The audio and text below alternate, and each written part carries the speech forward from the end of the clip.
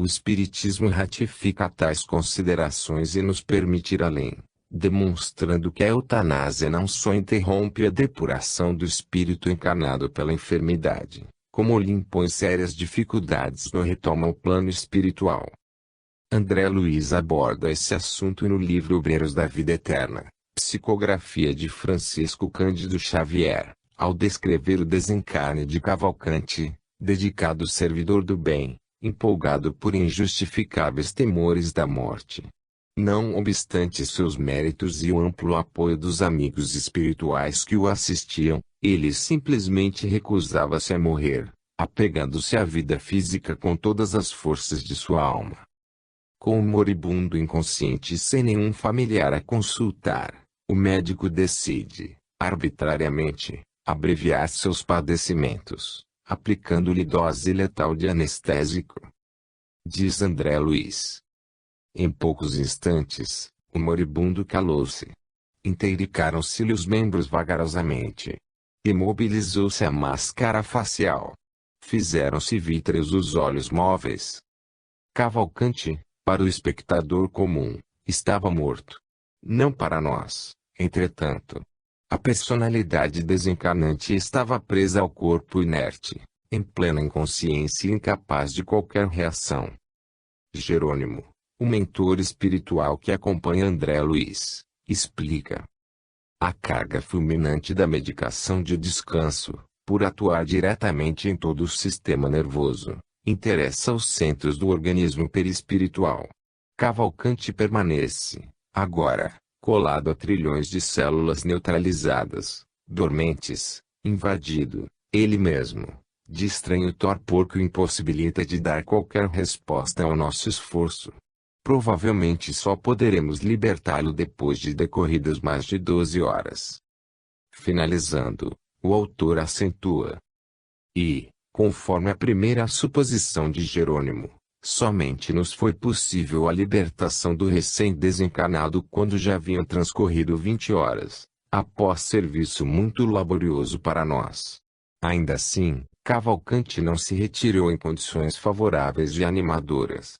Apático, sonolento, desmemoriado, foi por nós conduzido ao asilo de Fabiano, demonstrando necessitar de maiores cuidados.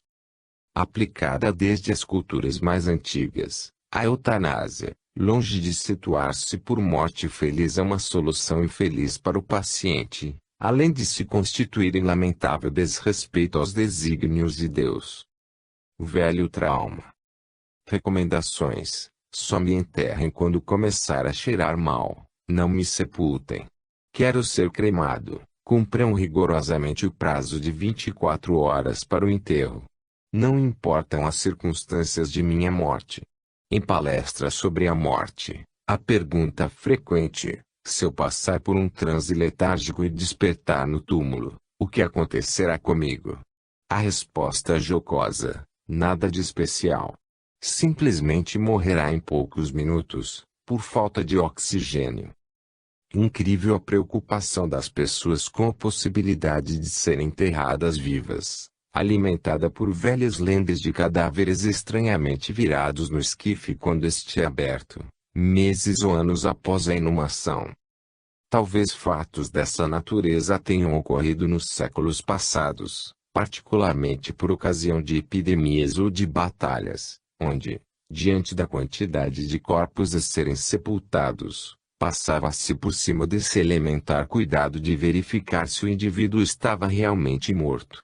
Nossos ancestrais terão confundido, não raro, a letargia com a morte, condenando as vítimas de sua ignorância a um desencarne por asfixia.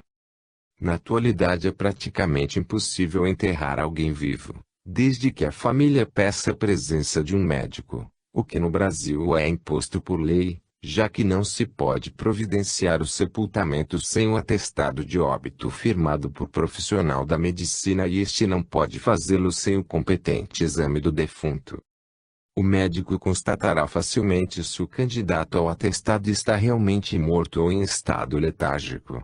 Na letargia não cessam as funções vitais. O organismo permanece em funcionamento, mas de forma latente, Imperceptível observação superficial. Com o estetoscópio ele verificará tranquilamente se há circulação sanguínea, sustentada pelos batimentos cardíacos. Se ocorre uma parada cardíaca, a morte consuma-se em 4 minutos. O exame oftálmico também é conclusivo.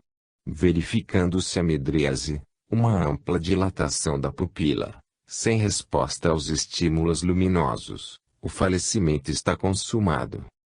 Parece-nos que os temores a respeito do assunto têm origem em problemas de desligamento, já que é muito comum o espírito permanecer preso ao corpo por algumas horas ou dias, após o sepultamento, por despreparo para a morte. Considerando que certamente todos já passamos por essa desagradável experiência em vidas anteriores, guardamos nos refolhos da consciência traumas que se manifestam no temor de sermos enterrados vivos. A compreensão dos mecanismos da morte, aliada à observância dos compromissos da vida, ajudar-nos-ão a superar essa incômoda herança de nossas desastradas experiências do passado. Chegou a hora. Só Piro morre na véspera, diz o adágio popular, fazendo referência ao fato de que ninguém desencarna antes que chegue seu dia. Na realidade ocorre o contrário. Poucos cumprem integralmente o tempo que lhes foi concedido. Com raras exceções, o homem terrestre atravessa a existência pressionando a máquina física, a comprometer sua estabilidade.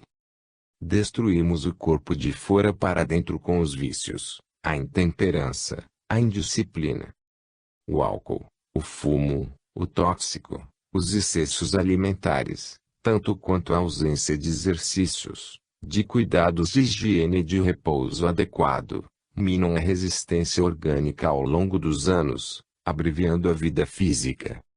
Destruímos o corpo de dentro para fora com o cultivo de pensamentos negativos, ideias infelizes, sentimentos desequilibrantes, envolvendo ciúme, inveja, pessimismo, ódio, rancor, revolta. Há indivíduos tão habituados a reagir com irritação e agressividade, sempre que contrariados, que um dia implodem o coração em infarte fulminante. Outros afogam o sistema imunológico num dilúvio de mágoas e ressentimentos, depressões e angústias, favorecendo a evolução de tumores cancerígenos. Tais circunstâncias fatalmente implicarão em problemas de adaptação, como ocorre com os suicidas.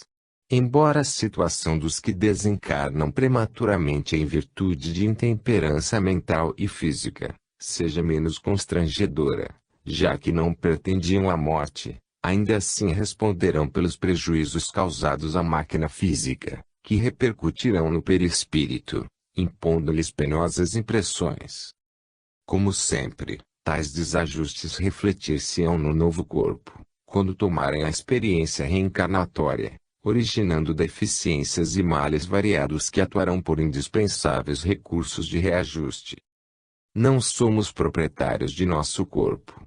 Usamo-lo em caráter precário, como alguém que alugasse um automóvel para longa viagem. Há um programa a ser observado, incluindo roteiro, percurso, duração, manutenção.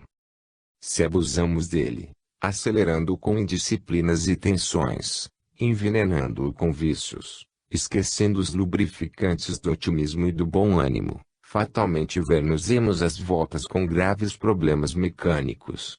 Além de interromper a viagem, prejudicando o que fora planejado, seremos chamados a prestar contas dos danos provocados num veículo que não é nosso. No futuro, em nova viagem, provavelmente teremos um calhambeque com limitações variadas, a exigir maior soma de cuidados, impondo-nos benéficas disciplinas. Jogo perigoso. Há um jogo sinistro, de humor negro, atribuído aos soviéticos, denominado roleta russa. Sorteia-se o primeiro participante, que introduz uma bala num revólver. Em seguida gira aleatoriamente o tambor, encosta o cano nas têmporas e aciona o gatilho. Se ouvir um clique respirará aliviado e passará a arma ao parceiro. Este repetirá o ritual. Assim farão ambos, sucessivamente, até que um deles estoura os miolos. Variante brasileira é a roleta paulista, praticada por jovens em São Paulo, há alguns decênios. Consistia em cruzar em vias preferenciais em alta velocidade, sem respeitar sinais de trânsito, montados em suas possantes motos. Ao sabor da sorte, o motoqueiro poderia chegar incólume do outro lado ou arrebentar-se de encontro a um veículo. Mortes dessa natureza não podem ser atribuídas à fatalidade. Tanto quanto os que pressionam o corpo com suas intemperanças, estes cultores da aventura regressam prematuramente à espiritualidade, expulsos do próprio corpo, após destruí-lo com sua inconsequência. São suicidas inconscientes. Nunca pararam para pensar que acabariam se matando e que responderiam por isso. Algo semelhante ocorre com milhares de pessoas, no mundo inteiro, que se espatifam nas estradas de rodagem, em acidentes fatais. Embora muitas dessas tragédias sejam kármicas, representando o resgate de velhos débitos, há aquelas que não estavam programadas. Aconteceram por imprudência. Em qualquer setor de atividades há leis humanas e divinas a serem observadas. Nas estradas as primeiras estabelecer limites de velocidade, faixas de trânsito, sinalização, locais de conversão, trechos para ultrapassagem. As segundas orientam o respeito à vida, seja nossa ou do semelhante. Sempre que deixamos de cumpri-las, candidatamos-nos a acontecimentos funestos que complicam a existência, mormente quando envolvemos outras pessoas. Somos artífices de nosso destino e o fazemos a curto, médio e longo prazo, no dia a dia, no desdobramento das nossas ações. Num momento de imprudência podemos complicar a vida física ou deixá-la antes do tempo. Evidentemente tudo isso representa a experiência, num planeta de expiação e provas como a Terra, onde a sabedoria divina harmoniza os eventos e aproveita até nossa inconsequência para nos ensinar, porquanto sempre colhemos os frutos dela, aprendendo o que devemos ou não fazer. No entanto, poderíamos aprender de forma mais suave, com prudência, orando e vigiando, segundo a expressão evangélica. Os que não o fazem jogam uma roleta existencial, candidatando-se a problemas que poderiam ser evitados e a sofrimentos não programados. Velório. Quando comparecemos a um velório, cumprimos sagrado dever de solidariedade, oferecendo conforto à família. Infelizmente, tendemos a fazê-lo pela metade, com a presença física, ignorando o que poderíamos definir por compostura espiritual, a exprimir-se no respeito pelo ambiente e no empenho de ajudar o morto. Superada a longa fase das carpideiras, em que obrigatoriamente a presença da morte era encarada como algo terrível a inspirar compulsórios sentimentos de dor, com a participação de lágrimas abundantes, fomos parar no extremo oposto em que, excetuados os familiares, os circunstantes parecem estar a oportuna reunião social, onde velhos amigos se reencontram, com o ensejo de pôr a conversa em dia. Contam-se piadas, fala-se de futebol, política, sexo, modas. Ninguém se dá ao trabalho sequer de reduzir o volume da voz, numa zoeira incrível, principalmente ao aproximar-se o horário do sepultamento, quando o recinto acolhe maior número de pessoas. O falecido é sempre lembrado, até com palavras elogiosas. Em princípio todo morto é bom, conforme velha tradição humana, mas fatalmente as reminiscências desembocam em aspectos negativos de seu comportamento, gerando xistes e fofocas. Imaginemos a situação desconfortante do espírito, ainda ligado ao corpo, mergulhado num oceano de vibrações heterogêneas, contribuição lamentável de pessoas que comparecem em nome da amizade, mas agem como indisciplinados espectadores a dificultar a tarefa de diligente equipe de socorro no esforço por retirar um ferido dos escombros de uma casa que desabou. Preso à residência temporária transformada em ruína física pela morte, o desencarnante, em estado de inconsciência, recebe o impacto dessas vibrações desrespeitosas e desajustantes que o atingem penosamente, particularmente as de caráter pessoal. Como se vivesse terrível pesadelo, ele quer despertar, luta por readquirir o domínio do corpo, quedando-se angustiado e aflito. Num velório concorrido, com expressivo acompanhamento ao túmulo, comenta-se: que belo enterro! Quanta gente!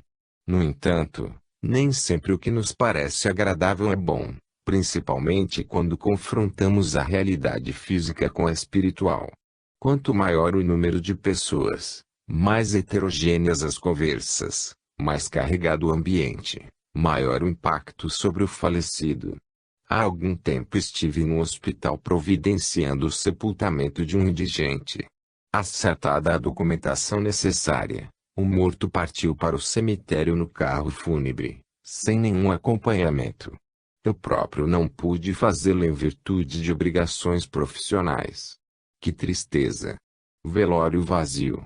Enterro solitário. Espiritualmente, melhor assim. Não havia ninguém para atrapalhar e os benfeitores espirituais puderam realizar mais tranquilamente sua tarefa, libertando o prisioneiro de acanhada prisão de carne para reconduzi-lo aos gloriosos horizontes espirituais. Ideal. Comparecemos, certa feita, ao velório de um companheiro de doutrina. Os familiares, espíritas também, perfeitamente conscientes dos problemas relacionados com o desligamento, ofereceram-lhe inestimável apoio e edificante exemplo de equilíbrio e compostura que sensibilizou muita gente. Não havia nenhum aparato fúnebre. Apenas flores, muitas flores e música suave, convidando à meditação. Viúva e filhos recebiam as condolências com serenidade, vertendo lágrimas discretas, amenizando o transe de amargura com uma perfeita conformação aos desígnios divinos. Pedia-se silêncio e oração. Por 2 ou 3 vezes, no desdobramento das horas, eram lidos, em voz pausada, textos espíritas relacionados com a morte, destacando a situação do espírito ainda ligado ao corpo, alertando os presentes de suas responsabilidades diante de alguém que, no limiar da vida espiritual, ave prestes a deixar a gaiola que aprisiona, tem as asas ainda frágeis e compreensíveis inibições, problemas que podem ser agravados ou minimizados pelos circunstantes. Antes que fosse cerrada a urna mortuária, no horário aprazado, alguém falou brevemente sobre o significado da morte, indevidamente situada como o fim da vida, quando é apenas um desdobramento dela, em horizontes mais amplos, inacessíveis ao olhar humano, destacando curiosa contradição. Na dimensão física, a sensação de perda pessoal, a atmosfera de tristeza, a dolorida saudade. Na dimensão espiritual, a alegria de familiares e amigos, antecipando o reencontro feliz. Em seguida, o expositor convidou a oração, dirigindo-se a Jesus, situando-o por divino intermediário do carinho e da solicitude de todos em favor do passageiro da eternidade, desejando-lhe muita paz e um feliz regresso à pátria espiritual. Quem conhece os problemas que envolvem o desencarne tem um indeclinável dever de contribuir para que os velórios transformem-se em ambientes de muito respeito e compostura. Podemos fazê-lo a partir de nosso próprio exemplo. Sejamos comedidos. Cultivemos o silêncio, conversando, se necessário, em voz baixa, de forma edificante. Falemos do morto com discrição, evitando pressioná-lo com lembranças e emoções passíveis de perturbá-lo, principalmente se foram trágicas as circunstâncias de seu falecimento. E oremos muito em seu benefício.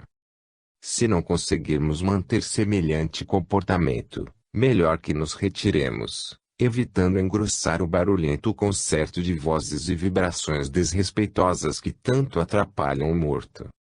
Em favor dele. Amigo, se cultivas um princípio religioso, sabes que a morte não é o fim. O espírito eterno, com os potenciais de inteligência e sentimento que lhe definem a individualidade, simplesmente deixa o cárcere de carne, qual borboleta livre do casulo, rumo à amplidão. Raros, entretanto, estão preparados para a grandiosa jornada. Poucos exercitam asas de virtude e desprendimento. Natural, portanto, que o morto experimente dificuldades de adaptação à realidade espiritual, principalmente quando não conta com a cooperação daqueles que comparecem ao velório, no arrastar das horas que precedem o sepultamento. O burburinho das conversas vazias e dos comentários menos edificantes, bem como os desvarios da inconformação e o desequilíbrio da emoção, repercutem em sua consciência, impondo-lhe penosas impressões. Se alguém muito querido ao teu coração, considera que ele precisa de tua coragem e de tua confiança em Deus. Se não aceitas a separação, questionando os desígnios divinos, teu desespero o atinge, inclemente, qual devastador vendaval de angústias se é o amigo que admiras, por quem nutras especial consideração, rende-lhe a homenagem do silêncio, respeitando a solene transição que lhe define novos rumos. Se a tua presença inspira sem deveres de solidariedade, oferece-lhe, na intimidade do coração, a caridade da prece singela e espontânea, sustentando-lhe o ânimo. Lembra-te de que um dia também estarás de pé juntos, deitado numa urna mortuária e, ainda preso às impressões da vida física, desejarás, ardentemente, que te respeitem a memória e não conturbem teu desligamento, amparando-te com os valores do silêncio e da oração, da serenidade e da compreensão, a fim de que atravesses com segurança os umbrais da vida eterna. Aveste no guarda-roupa. As cenas mais fortes dos filmes de horror, aquelas de arrepiar, mostram, geralmente, urnas funerárias e cadáveres. Os cineastas que exploram o medo mórbido e atávico da criatura humana em relação à morte, para atender os que cultivam o insólito prazer de levar sustos, ver-se-ão na contingência de escolher outros temas, na proporção em que compreendermos que o caixão fúnebre é apenas uma caixa de madeira forrada de pano e que o cadáver nada mais é que a vestimenta carnal de alguém que, após o estágio terrestre, regressou ao mundo de origem, o plano espiritual. Seria ridículo sentir arrepios ao contemplar um guarda-roupa ou, dentro dele, o traje de um familiar ausente. No entanto, é exatamente isso que ocorre com muita gente em relação à morte. Conhecemos pessoas que, sistematicamente, recusam-se comparecer a velórios, refratárias a contatos com caixões e defuntos, mesmo quando se trate de familiares, dominadas por indefiníveis temores. Provavelmente têm traumas relacionados com ocorrências trágicas no pretérito. Para a grande maioria, entretanto, o problema tem origem na forma inadequada de encarar a grande transição, principalmente por um defeito de formação na idade infantil. Lembro-me de que nos meus verdes anos, várias vezes fui instado a beijar familiares mortos, o que fazia com constrangimento, avesso ao contato de meus lábios com a face fria, descorada e rígida de alguém que eu conhecera pleno de vida, com quem convivera e que agora quedava-se, inerte, solene, sombrio. E me deixava contagiar pelas lágrimas de desespero e doridas lamentações dos menos comedidos, sedimentando em minha cabeça a ideia de que a morte é algo de terrível e apavorante, uma infeliz imagem que somente na idade adulta, com o conhecimento espírita, consegui superar. É preciso muito cuidado com as crianças, habituando-as à concepção de que somos seres espirituais eternos, usando uma veste de carne que um dia deixaremos, assim como se abandona um traje desgastado, após determinado tempo de uso. É desta forma que o corpo sem vida deve ser mostrado à criança, quando se dispõe a vê-lo, explicando-lhe, em imagens singelas, de acordo com seu entendimento, que o vovô, a titia, o papai ou qualquer familiar desencarnado, foi morar em outro lugar, onde terá roupa nova e bem melhor. Igualmente importante é o exemplo de serenidade e equilíbrio dos adultos, oferecendo aos pequenos uma visão mais adequada da morte, situando-a como a separação transitória de alguém que não morreu. Apenas partiu. Avisos do além. O Dr. Flávio Pinheiro, dedicado e fiel médico espírita de Ibitinga, procurou-me. Richard, vim convidá-lo para um ofício fúnebre. Quero que encomende minha alma pronunciando oração antes do sepultamento.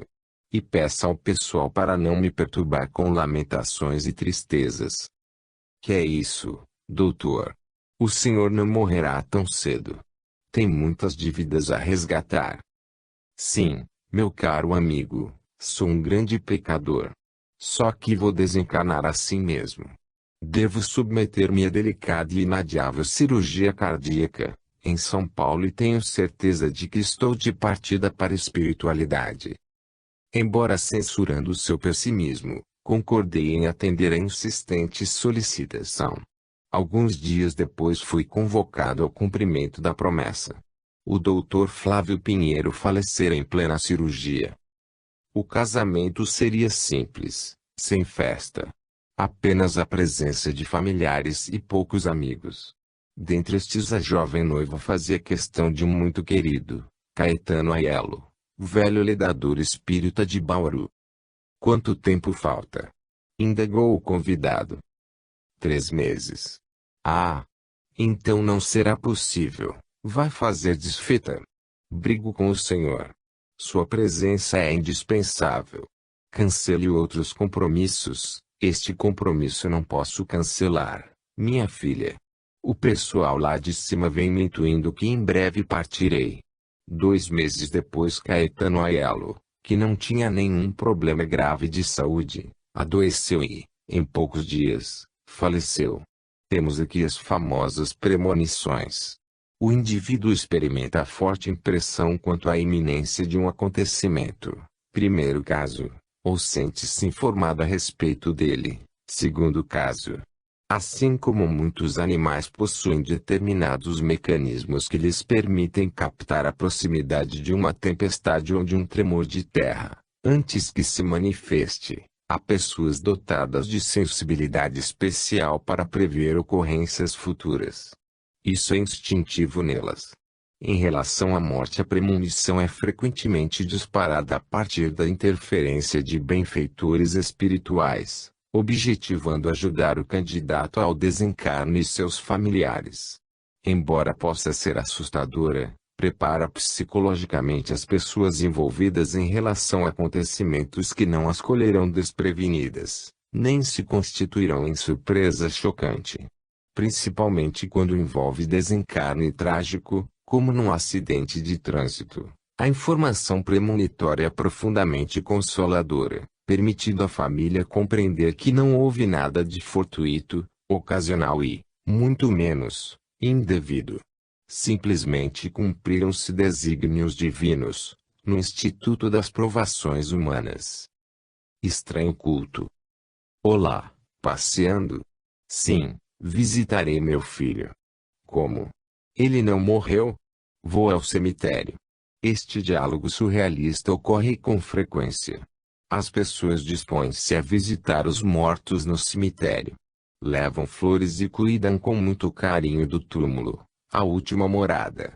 Determinados cultos religiosos chegam a orientar seus profitentes no sentido de levar-lhes alimentos.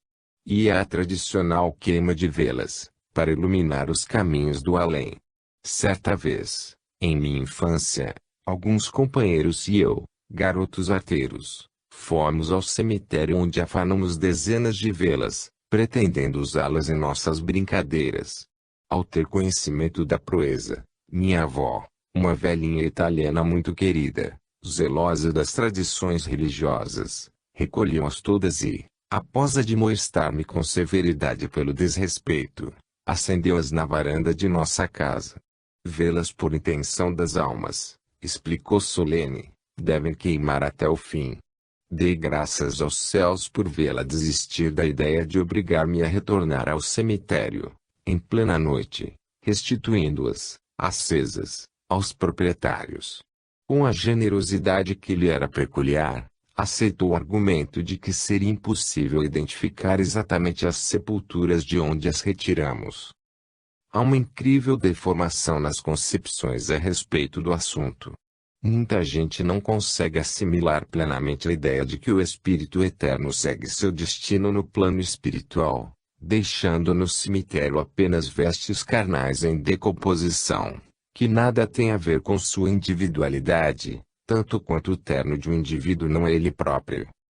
A frequência aos cemitérios configura-se, assim, como autêntico culto aos cadáveres, que desaparecerá na proporção em que a criatura humana assimilar noções mais amplas sobre a vida espiritual.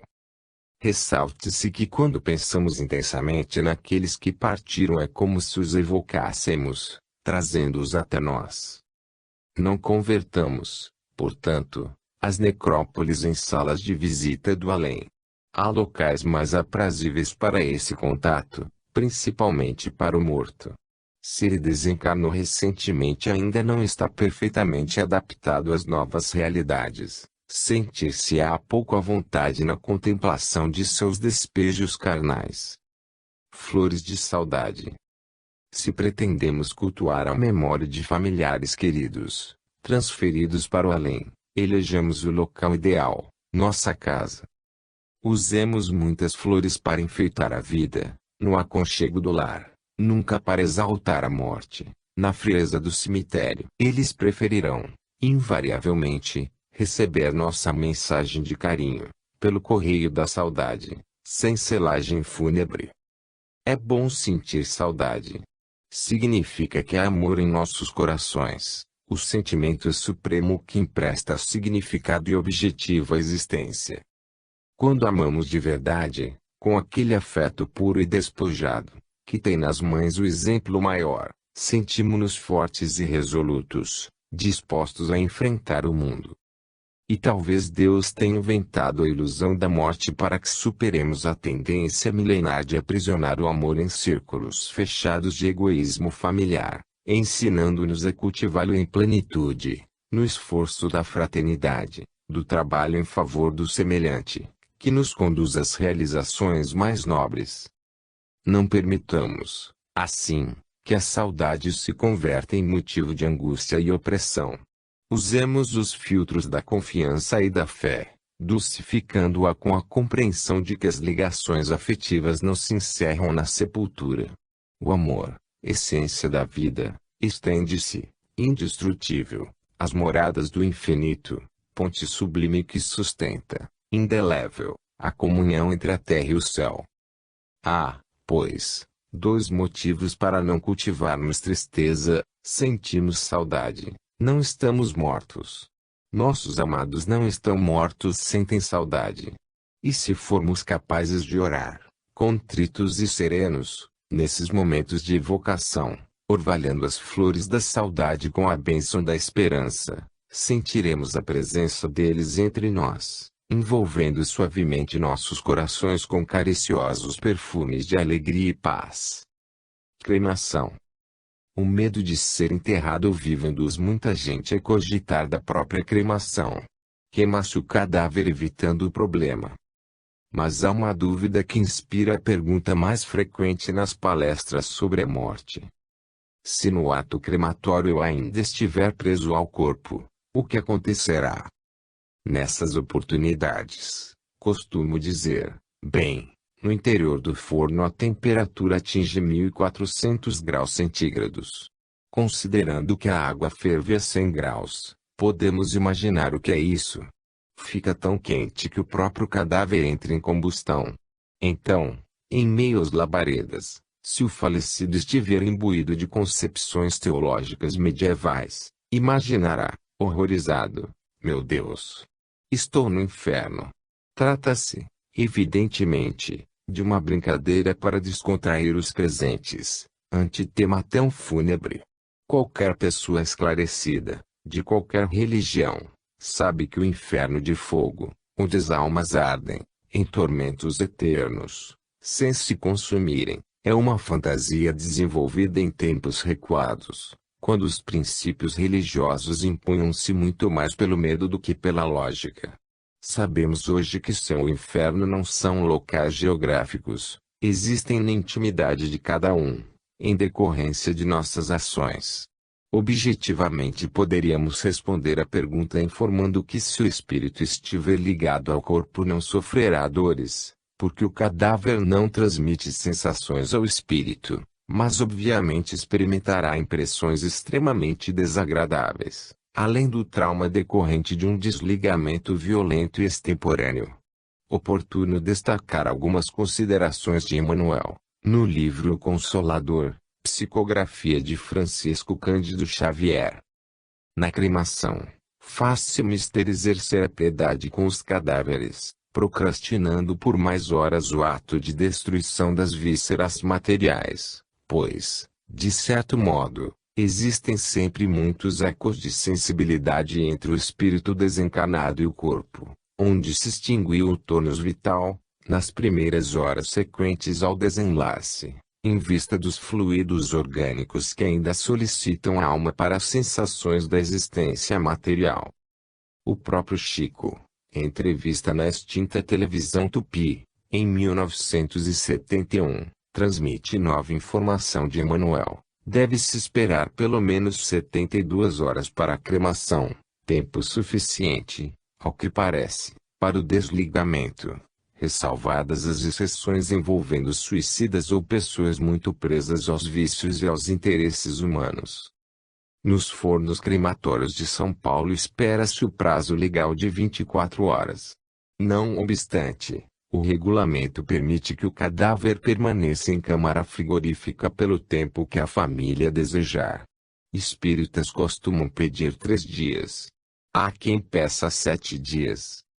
Importante reconhecer, todavia, que muito mais importante que semelhantes cuidados seria cultivarmos uma existência equilibrada, marcada pelo esforço da autorrenovação e da prática do bem, a fim de que, em qualquer circunstância de nossa morte, libertemo-nos prontamente, sem traumas, sem preocupação com o destino de nosso corpo.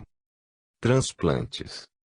O avanço da medicina em técnicas cirúrgicas e a descoberta de drogas que eliminam ou reduzem substancialmente os problemas de rejeição, descerram horizontes muito amplos para o transplante de órgãos. Constituem rotina, atualmente, nos grandes centros médicos, os de córnea, ossos, pele, cartilagens e vasos, multiplicam-se os de coração, rim e fígado, considerados impossíveis há algumas décadas. Assim como os bancos de sangue, surgem os que se especializam em olhos, ossos, pele. Considerando o fato de que o espírito não se desprende imediatamente após a morte, surgem algumas dúvidas. Sentirá dores? Experimentará repercussões no perispírito? Quem doa seus olhos não sofrerá problemas de visão na espiritualidade. Normalmente o ato cirúrgico não implica em dor para o desencarnante. Como já comentamos, a agonia impõe uma espécie de anestesia geral ao moribundo, com reflexos no espírito, que tende a dormir nos momentos cruciais da grande transição. Ainda que conserve a consciência, o corpo em colapso geralmente não transmite sensações de dor.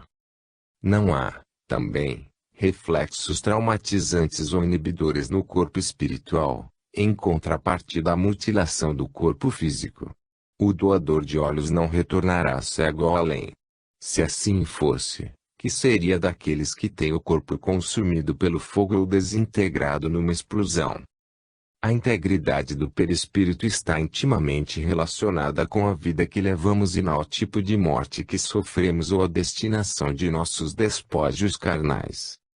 Nesse aspecto, importante frisar sempre, a maior violência que nos afeta perispiritualmente, mergulhando-nos em infernos de angústia e dor, é o suicídio.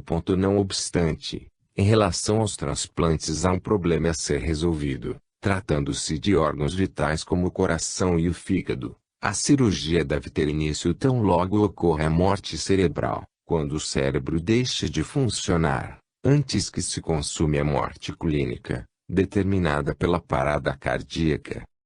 Essa prática equivale, a nosso ver, à eutanásia, porquanto nem sempre a morte clínica ocorre imediatamente após a morte cerebral.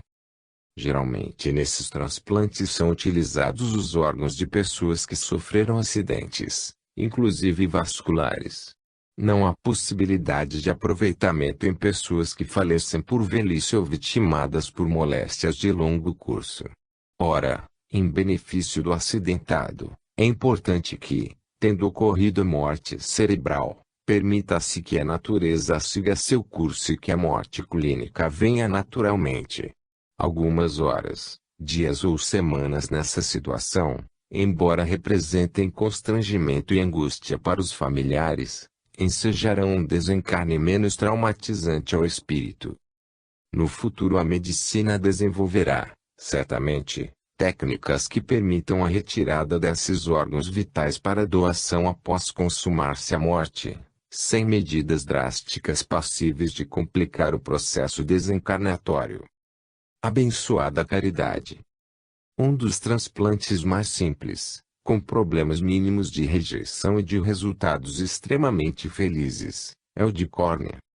A cirurgia para a retirada dos olhos do doador é rápida, não deixa marcas exteriores e pode ser realizada até 6 horas após o óbito, o que evita o problema ao que nos referimos no capítulo anterior. Todos podemos doar nossos olhos, sem restrições quanto à idade ou às circunstâncias da morte. Desde que não estejam comprometidas por lesões, as córneas serão aproveitadas. Para fazê-lo basta procurar um banco de olhos em nossa cidade, funciona geralmente em hospital, e efetuar a inscrição. Em cidades menores qualquer médico, oftalmologista de preferência, orientará a respeito.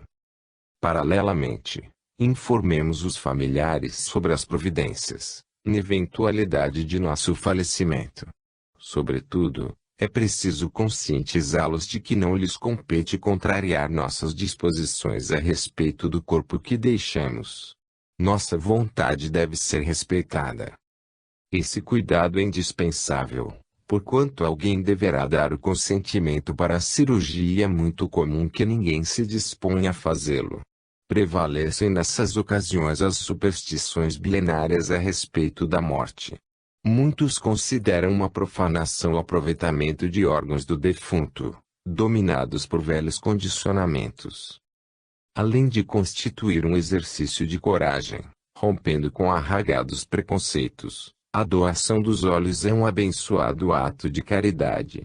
Imaginemos nossa alegria na espiritualidade, ao recebermos a notícia de que nossa modesta dádiva, pequena parte de uma veste em desuso, proporcionou a alguém o mais precioso de todos os tesouros, o dom de enxergar. E não tenhamos dúvida de que haverá um cuidado mais amplo dos benfeitores espirituais, evitando que nossa generosidade implique em qualquer constrangimento para nós, proporcionando-nos, ainda, condições para que mais facilmente superemos os problemas de adaptação às realidades de além-túmulo. A esse propósito, oportuno destacar a experiência do jovem Vladimir Cesar Ranieri, descrita no livro Amor e Saudade, organizado por Rubens Silvio Germinhazzi, com mensagens psicografadas por Francisco Cândido Xavier. O Vladimir fez a doação de seus olhos, extraídos após morte motivada por um tiro que desfechou no peito. Transcrevemos trechos da mensagem do jovem suicida, dirigida aos pais, onde há referências aos benefícios que colheu como doador, não obstante o gesto deslocado. Sei que entrei num pesadelo em que vi o meu próprio sangue a rolar do peito como se aquele filete rubro não tivesse recursos de terminar. O suicida é um detento sem grades. Admito que os irmãos com problemas semelhantes aos meus se reconhecem presos sem algemas e sem cárcere, porque ninguém foge de si mesmo. Graças a Deus, melhorei da hemorragia incessante que me enlouquecia. Depois de algumas semanas de aflição, um médico apareceu com uma boa nova. Ele me disse que as preces de uma pessoa que se beneficiara com a córnea que doei ao banco de olhos se haviam transformado para mim num pequeno tampão que, colocado sobre o meu peito no lugar que o projétil atingira, Fez cessar o fluxo do sangue imediatamente. Eu, que não fizera bem aos outros, que me omiti sempre na hora de servir, compreendi que o bem mesmo feito involuntariamente por uma pessoa morta é capaz de revigorar-nos as forças da existência. Curiosa obsessão. As tensões e mágoas decorrentes do falecimento de um ente querido, quando não são usados os abençoados recursos da prece e da aceitação, podem gerar problemas de saúde.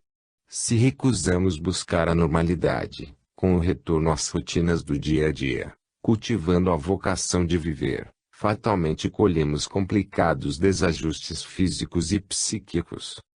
Por estranho pareça, pode contribuir para tal situação a presença do falecido que, despreparado para as realidades de além-túmulo e desconhecendo seu estado, retorna ao lar, tendendo a associar-se mediunicamente aos componentes do grupo familiar. Daí a razão pela qual há pessoas que experimentam os mesmos sintomas do mal que o afligia. Se o falecimento foi decorrente de grave crise pulmonar, sentem dores no peito, opressão, falta de ar.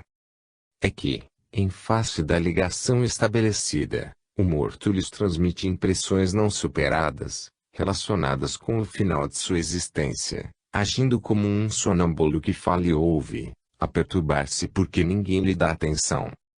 O tratamento médico ajuda, mas não resolve, porquanto atinge apenas efeitos, sem remover as causas. A doutrina espírita, que se apresenta numa vanguarda em relação ao assunto, oferece amplos recursos de auxílio às duas partes. O reencarnado beneficia-se no centro espírita com o passe magnético, a água fluidificada, a orientação de como encarar a morte e a visão objetiva da existência humana. O desencarnado que, imantado ao doente, também comparece e recebe valiosa assistência dos benfeitores espirituais, destacando-se a manifestação mediúnica, quando, em contato com as energias físicas do médium, revigora-se e experimenta momentos de lucidez, como alguém que despertasse de longo sono, habilitando-se a ser esclarecido. Desfaz-se, assim, o processo obsessivo movido involuntariamente pelo desencarnado, que apenas buscava socorro, amparo, atenção. Ressalte-se que, não raro, ele é muito mais obsidiado que obsessor. Sem defesa e sem preparo para a vida espiritual, e atraído pelos familiares, quando estes se recusam a superar a angústia da separação, entrando num processo de fixação mental que o confunde e retém, mesmo quando se dispõe a seguir seu caminho no além. Por isso, tão importante quanto esclarecer espíritos que perturbam a família é doutrinar a família para que não perturbe os espíritos. O mais importante. Devemos informar o paciente terminal sobre sua situação. Não tem ele o direito de saber que é um condenado à morte, que sua hora está próxima. Isso não o ajudaria a preparar-se para a grande transição? Difícil responder, porquanto raro dispõe-se a encarar o assunto com serenidade. Medo, insegurança, apego à vida física e à família, caracterizam as reações do homem comum diante da morte, criando-lhe sérios embaraços ao desligamento espiritual, como o morador de uma residência em ruínas que se recusasse a admitir a necessidade de deixá-la. Nas situações mais críticas é comum o paciente iludir-se a si mesmo, alimentando a esperança de que vai melhorar. Isso ocorre até mesmo com pessoas inteligentes e cultas, com plena condição para compreender que estão no fim. Integrando um grupo de assistência espiritual, visitei durante algum tempo um doente terminal. Tratava-se de um senhor de avançada idade, com gravíssimos problemas circulatórios.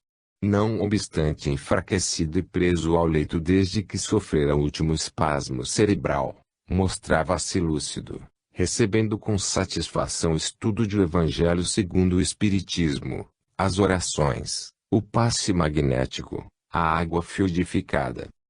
Procurávamos, na apreciação da leitura, abordar o problema da morte, situando-a como uma carta de libertação para o espírito. E destacávamos, delicadamente, que as pessoas idosas estão mais perto da grande transição e deveriam preparar-se para o retorno à espiritualidade, cultivando desprendimento e confiança em Deus. Entretanto, o doente, embora impossibilitado de falar, movimentava vigorosamente a mão, respondendo com eloquente mímica: não. Não pretendia morrer. Em outras oportunidades, no cuidado de familiares em idêntica situação, senti essa resistência.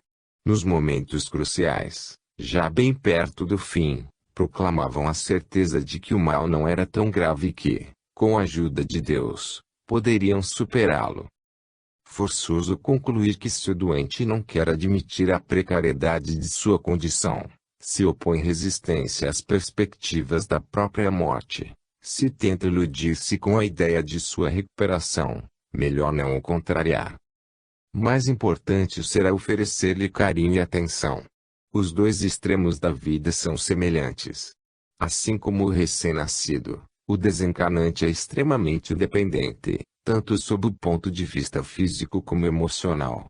Precisa de cuidados e, sobretudo, deseja, desesperadamente, sentir que é amado, que se preocupam com ele, que não o consideram um peso. Nada mais triste para o paciente terminal que a solidão, relegado a um leito de hospital, onde os afetos mais caros ao seu coração assumem a postura de visitas. Comparecem emocionados, sensibilizados com sua dor, mas apressados, com compromissos mil. Não compreendem que o seu compromisso maior é estar ao lado daquele espírito prestes a deixar a terra, oferecendo-lhe as bênçãos de sua presença, de sua solicitude, de sua consideração.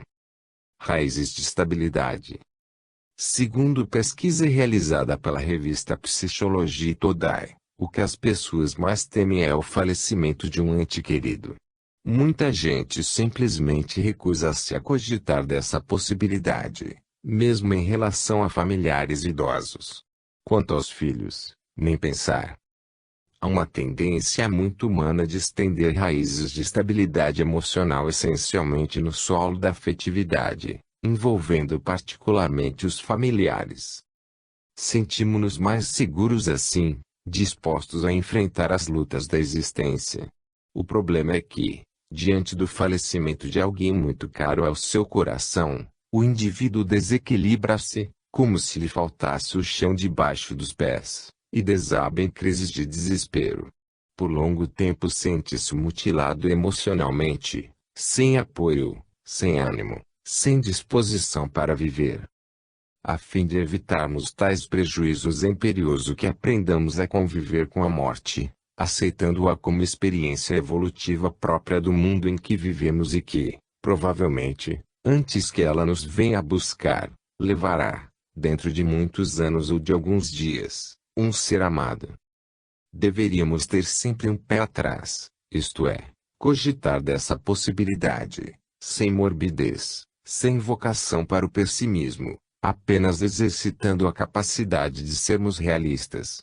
Não se trata de assumir fria racionalidade, reduzindo nossas afeições a meras peças que admitamos perder no jogo do destino, mas de buscarmos compreender os mecanismos da vida, a fim de não nos sentirmos à margem dela, como se não houvesse mais razão para viver, porque o ser amado partiu. Chegada e partida, convivência e solidão, união e separação, vida e morte, são antíteses existenciais que se repetem no relógio dos séculos, trabalhando nossa personalidade na dinâmica da evolução, de conformidade com os desígnios sábios e justos de Deus. Por isso, em nosso próprio benefício, é imperioso que estendamos outras raízes de estabilidade emocional, a começar pelo empenho de cumprirmos as finalidades da jornada terrestre. A convivência com entes queridos é importante, mas representa apenas parte das motivações que devemos cultivar.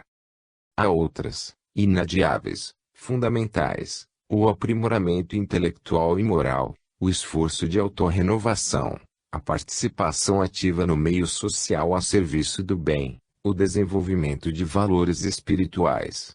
Semelhantes iniciativas acendem em nosso peito a chama divina do ideal, que ilumina os caminhos, oferecendo-nos conforto e segurança em todas as situações. Quando cultivamos o ideal, assumindo a condição de filhos de Deus, criados à sua imagem e semelhança, desenvolvendo nossas potencialidades criadoras, tomamos-nos mais capazes de amar, relacionamos-nos melhor com os familiares, estreitamos laços de afinidade, mas o desprendimento marcará nossas efusões afetivas, permitindo-nos manter o equilíbrio e a serenidade quando a morte vier buscar alguém de nosso círculo íntimo. Joias devolvidas. Existe uma palavra-chave para enfrentarmos com serenidade e equilíbrio a morte de um ente querido: submissão. Ela exprime a disposição de aceitar o inevitável, considerando que, acima dos desejos humanos, prevalece a vontade soberana de Deus, que nos oferece a experiência da morte em favor do aprimoramento da nossa vida.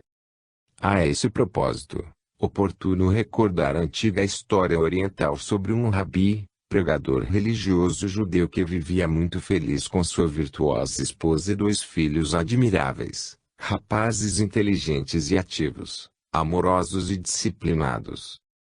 Por força de suas atividades, certa vez o rabi ausentou-se por vários dias, em longa viagem. Nesse ínterim, um grave acidente provocou a morte dos 2 moços. Podemos imaginar a dor daquela mãe. Não obstante, era uma mulher forte.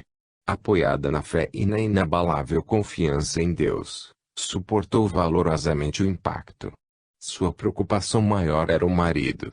Como transmitir-lhe a terrível notícia? Temia que uma comoção forte tivesse funestas consequências, porquanto ele era portador de perigosa insuficiência cardíaca. Orou muito, implorando a Deus uma inspiração. O Senhor não a deixou sem resposta. Passados alguns dias o rabi retornou ao lar. Chegou à tarde, cansado após longa viagem, mas muito feliz. Abraçou carinhosamente a esposa e foi logo perguntando pelos filhos. Não se preocupe, meu querido. Eles virão depois. Vá banhar-se, enquanto eu preparo o lanche. Pouco depois, sentados à mesa, permutavam comentários do cotidiano, naquele doce enlevo de cônjuges amorosos, após breve separação. E os meninos? Estão demorando, deixe os filhos. Quero que você me ajude a resolver grave problema. O que aconteceu? Notei que você está abatida. Fale. Resolveremos juntos, com a ajuda de Deus. Quando você viajou, um amigo nosso procurou-me e confiou à minha guarda 2 joias de incalculável valor. São extraordinariamente preciosas. Nunca vi nada igual. O problema é esse: ele vem buscá-las e não estou com disposição para efetuar a devolução. Que é isso, mulher? Estou estranhando seu comportamento. Você nunca cultivou vaidades, é que jamais vira joias assim. São divinas, maravilhosas, mas não lhe pertencem. Não consigo aceitar a perspectiva de perdê-las. Ninguém perde o que não possui. Retê-las equivaleria a roubo. Ajude-me, claro que o farei. Iremos juntos devolvê-las, hoje mesmo. Pois bem, meu querido, seja feita a sua vontade. O tesouro será devolvido. Na verdade, isso já foi feito. As joias eram nossos filhos. Deus, que nos concedeu por empréstimo, a nossa guarda, veio buscá-los. O rabi compreendeu a mensagem e, embora experimentando a angústia que aquela separação lhe impunha, superou reações mais fortes, passíveis de prejudicá-lo. Marido e mulher abraçaram-se emocionados, misturando lágrimas que se derramavam por suas faces mansamente, sem burburinhos de revolta ou desespero, e pronunciaram, em uníssono, as santas palavras de Jó. Deus deu, Deus tirou. Bendito seja o seu santo nome. Passaporte. Aprende a bem viver e bem saber ao morrer. Confúcio. Após a apresentação da palestra sobre a morte, numa cidade do Rio Grande do Sul, Quando eu respondi a perguntas do público, uma jovem comentou: "O tema impressiona-me sobremaneira. Por isso compareci a esta reunião, mesmo não sendo espírita. Devo confessar, entretanto, que após seus esclarecimentos, eu, que sempre senti medo da morte, agora estou apavorada." Felizmente essa pitoresca confissão é uma exceção. Como o medo da morte decorre